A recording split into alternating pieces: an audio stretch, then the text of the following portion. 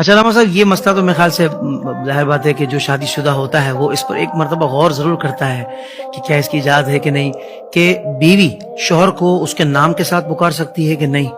یہ ارشاد فرمائیے گا کہ بعض اوقات اولاد بھی نہیں ہوتی تو آخر تک وہ پریشانی رہتی ہے خاتون کہ میں کیا ان کو کس طرح بلاؤں. اب اے اوئی سے بھی بعض اوقات کچھ آگے بڑھنا پڑتا ہے.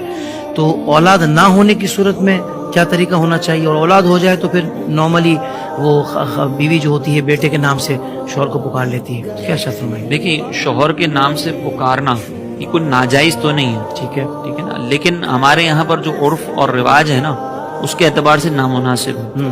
اسی طریقے سے اگر ہم دیکھیں نا تو شریعت مطہرہ نے شوہر کو ایک مقام و ایک مرتبہ دی ہے. تو تعظیم کا تقاضا، شوہر کی تعظیم کا تقاضا یہ کہ اس کو نام سے نہ پکارا جائے، یہ خلاف ادب ہے. ویسے ہی ہمارے یہاں پر خواتین کے لیے جب بھی شادی ہوتی ہے نا تو شوہر کا نام سنے ہو جاتا ہے. سنے کہہ کے بلا رہی ہوتی ہے، وہ شوہر کا نام ہی سنے ہو جاتا ہے، تو سنے کہہ کے پکار لیں. اگر بالفرض کوئی خاتون شوہر کو نام کے ساتھ پکارتے بھی ہیں تو وہ گناہگار نہیں ہوگی، لیکن یہ نامناسب ہے. ہاں، اگر بالفرض جب اولاد ہو گئی تو پھر تو اولاد کے نام سے پکارنے کا جو رواج ہے وہ اختیار کیا جائے، لیکن حتی الامکان کوشش کی جائے کہ نام لینے کی ضرورت نہ پڑے.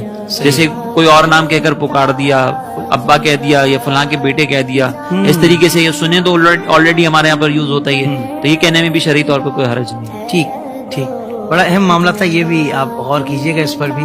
اور مصعب نے بڑی پیاری بات ارشاد فرمائی کہ ڈائریکٹ نام لے کر نہ پکارا جائے. ایسے ہی ہے. اس میں ایک مطلب سمجھے ادب کا ایک ادب بھی ہے، محبت کا بھی عنصر ہے. جی، محبت کہ شوہر کا دل میں نظر آتا ہے کہ بیوی کے تعظیم موجود ہے، اسی لیے وہ شوہر کی تعظیم کر کے اس کو سنے کہہ رہی ہے، نام نہیں پکار رہی. تو یہ جو انداز ہے نا یہ اختیار کیا تعظیم و تکریم والی محبت. جی ایسے ہی. سبحان اللہ.